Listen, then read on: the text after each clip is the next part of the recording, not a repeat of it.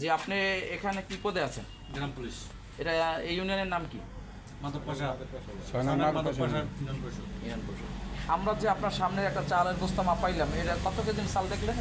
একটা আছে যাইয়া 29 কেজি 400, আর একটা হলো যাইয়া আছে যাইয়া 25 কেজি 600। 25 কেজি। এই 25 কেজি বস্তা অনেকগুলোই তো আছে। হ্যাঁ, স্বাভাবিক কিছু আছে।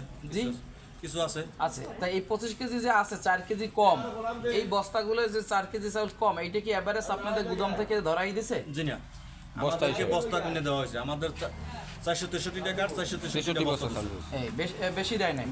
তাই এই যে বস্তা 6 কেজি চাল কম বা 4 কেজি চাল কম, এইটার এভারেজ কোনো বাড়তি কোনো বস্তা দেয় নাই? না, তাই এই যে এবং এখন দেয় না। আপনার গোডানো দেখতে হয় না, আমাদের কোনো চাউল এখানে পড়িও নাই যে আমরা এগুলাই করবো। আপনি কি বলেন? এখানে আমাদের কাঠ প্রতি 1 বস্তা করে ওই অনুসারেই আমরা মাল পাইছি। প্রতি মাসে 2 মাসে মাল আনছি, 2 মাস হইলে 926 বস্তা মাল আনছি।